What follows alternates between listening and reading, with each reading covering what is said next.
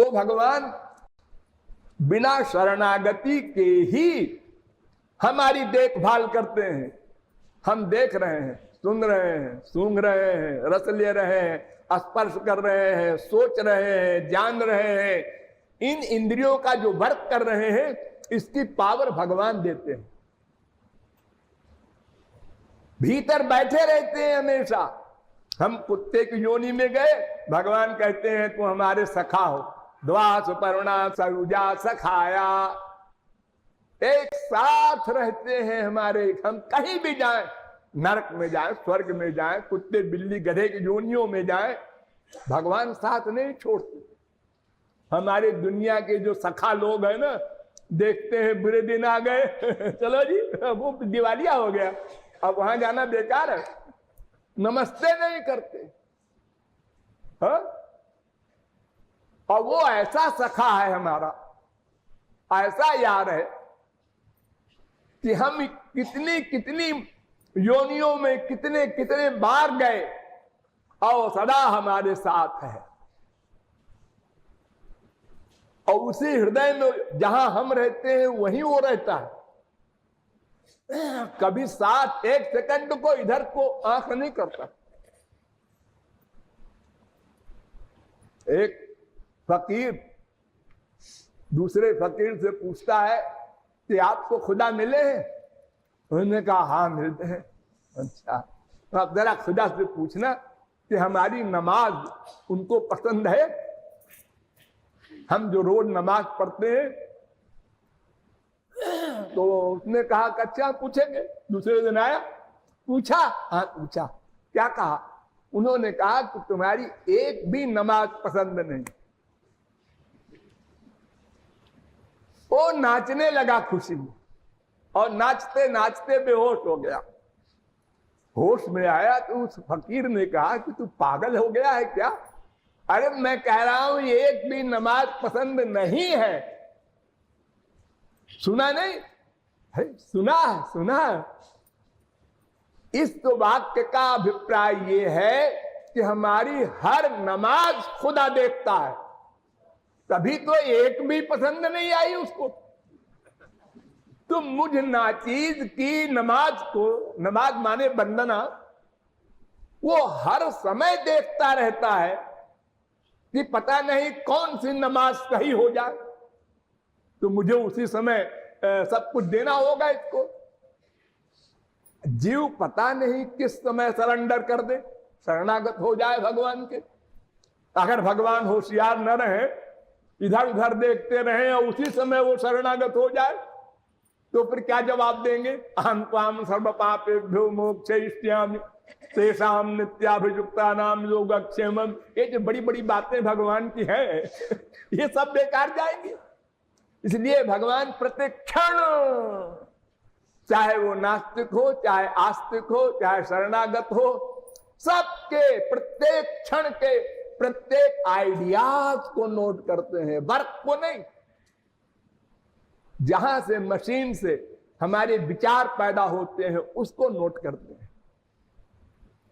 हजारों करोड़ों मर्डर करे अर्जुन, हनुमान, वो कर्म नहीं नोट करते, भीतर बैठे हैं ना, वो नोट करते हैं कि इसकी दुश्मनी की भावना है, कि इसकी उदासीन भावना है, कि इसका अटैचमेंट है, वहां से नोट करते हैं। तो भगवान हमारे सच्चे सखा हैं, जब अगर हम उनके शरणागत नहीं होते तो भी, और अगर शरणागत हो गए तब तो उनके बड़े बड़े चैलेंज है। कौन ते ये प्रतिजानी न में भक्त प्रणश्यति, उसका पतन हो ही नहीं सकता। यत्र क्वा भद्रमभूदमुष्य क्यों, साधनावस्था में ही उसकी संभाल करने लगते हैं, सिद्धावस्था में तो कोई प्रश्न ही नहीं है। वो हमारे साचे यार है। ये बात मन से कह रहा है, क्योंकि मन ही कर्म का करता है।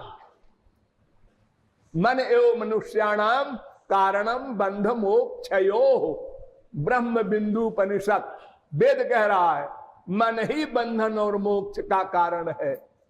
चित्तमेव हि संसारः तत्प्रयत्नेन शोधयेत्। मैत्रेयी उपनिषद वेद कह रहा है ये मन ही कारण है, इसलिए मन को ही सारे संतों ने पुकारा है, ऐ मन ऐसा कर, ऐ मन ऐसा कर।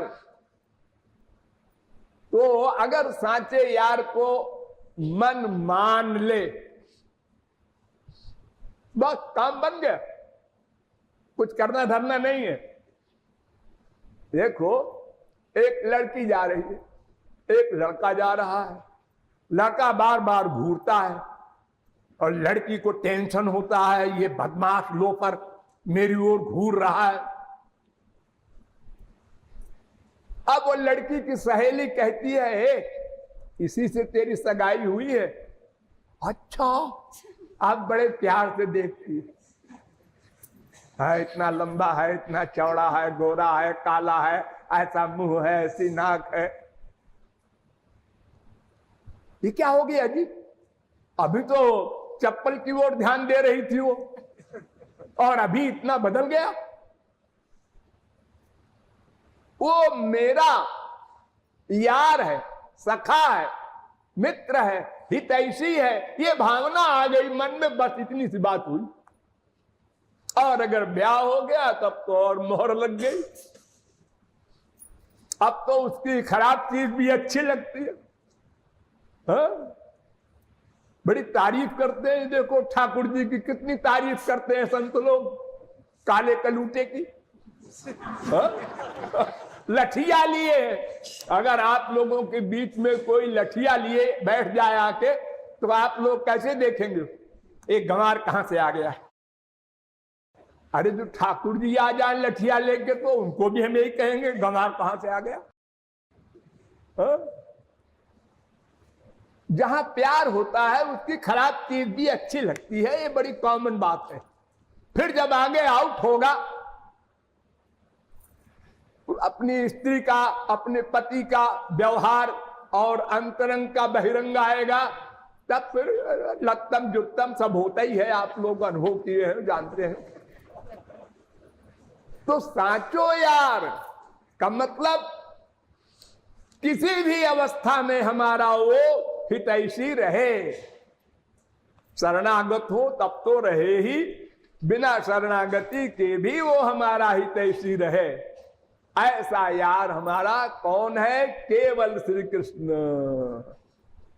वैसे और भी यार हैं, लेकिन वो उतने नहीं हैं जितने श्याम सुंदर है। बैकुंठ के नारायण भी है, और ब्रह्मद्रव का मोक्ष स्थान भी है, लेकिन वो ब्रह्मद्रव का मोक्ष उससे अधिक सरस, नारायण का स्थान बैकुंठ उससे अधिक सरस, द्वारिका के श्री कृष्ण उससे अधिक सरस, मथुरा के श्री कृष्ण उससे अधिक सरस, वृंदावन के श्री कृष्ण उससे भी अधिक सरस, कुंज के श्री कृष्ण उससे भी अधिक सरस, निकुंज के श्री कृष्ण। तो निकुंज के जो श्री कृष्ण है वो हमारे साचे यार हैं। वृंदावन में एक बार एक संत श्याम सुंदर के प्रेम में विभोर दिन रात मस्ती में रहते थे, और इतनी ऊंची अवस्था हो गई थी कि ऐसा उनको दिखाई पड़े कि सामने खड़े हैं और दौड़े। तो एक बार ऐसे ही एक झाड़ी के सामने उन्होंने देखा कि श्याम सुंदर खड़े हैं, दौड़े। वहां श्याम सुंदर तो थे नहीं, झाड़ी में जटा उलझ गई, आगे नहीं बढ़ सके। जब होश आया, हाँ मेरी जटा उलझ गई, अच्छा उसी ने उलझाया है, हाँ मैं समझ गया, खड़े हैं वैसे। वो आके सुलझाएगा तब मैं अब यहां से हटूंगा।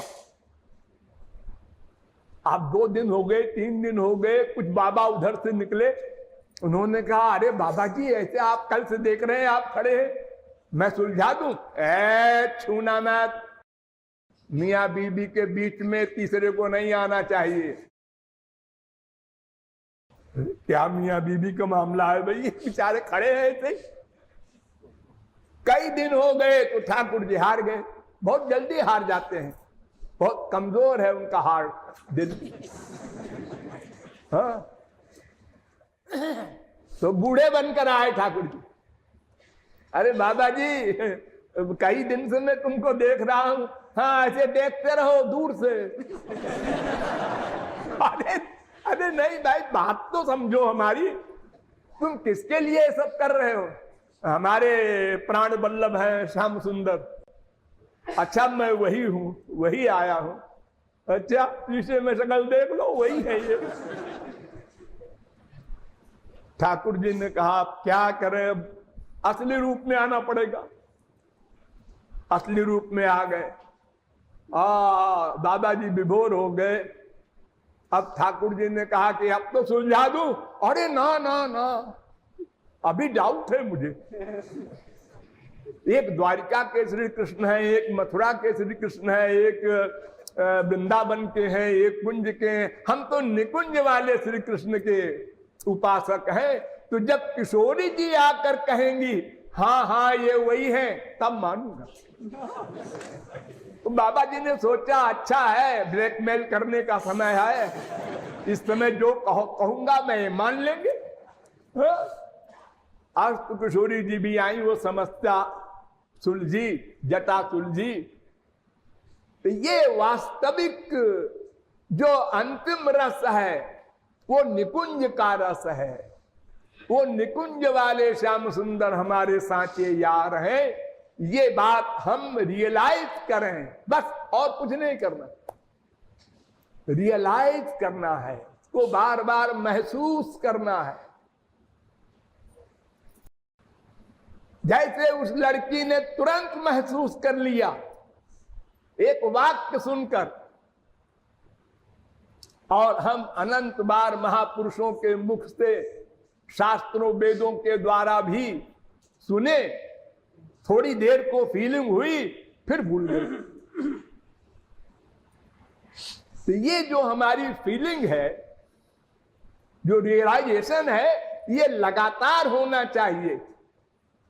असकृत उपदेशा, बार बार इसका मनन होना चाहिए। जितनी देर तक एक लड़की जा रही है, दो लड़के खड़े हैं। एक लड़की को देखकर दो लड़कों ने दो विपरीत बात सोची। एक ने सोचा इससे मिलना है, दूसरे ने सोचा अरे फालतू। अब जिसने सोचा मिलना है, अब वो उसके पीछे लगा, कहां की है, कहां जाती है, कौन है। लग गई बीमारी उसको। चिंतन चिंतन मनन चिंतन। रात में भी नींद नहीं आ रही, वही लड़की घूम रही है खोपड़ी में, और दूसरा लड़का उसके बगल में सो रहा है। क्यों रे, क्या तू जाग रहा है क्यों?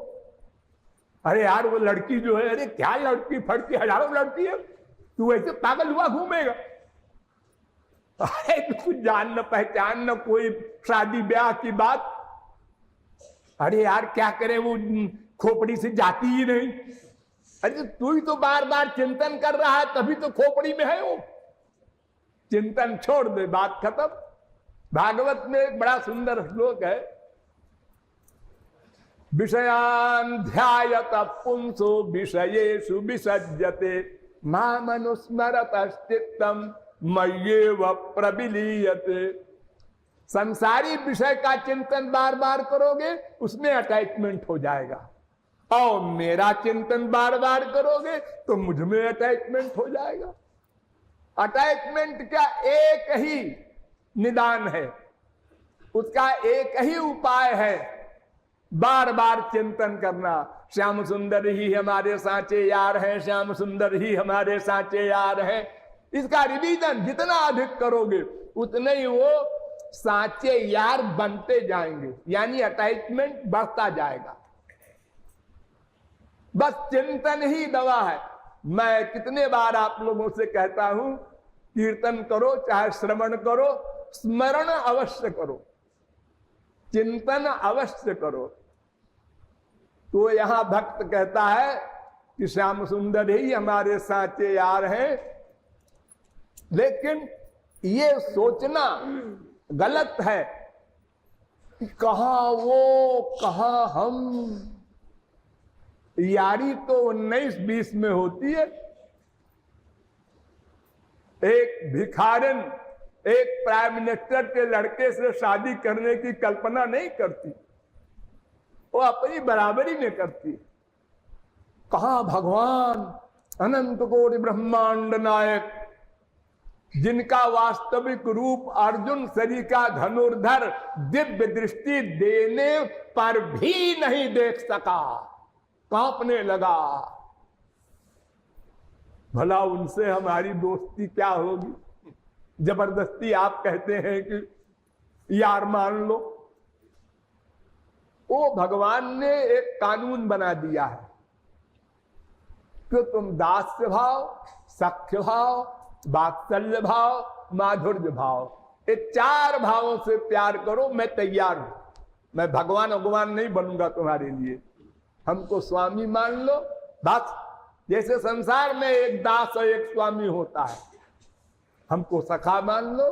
जैसे संसार में एक दूसरे के प्रति सखा लोग व्यवहार करते हैं, हमको बेटा मान लो, हम तुमको माँ बाप मानेंगे, वैसे ही व्यवहार करेंगे 100%।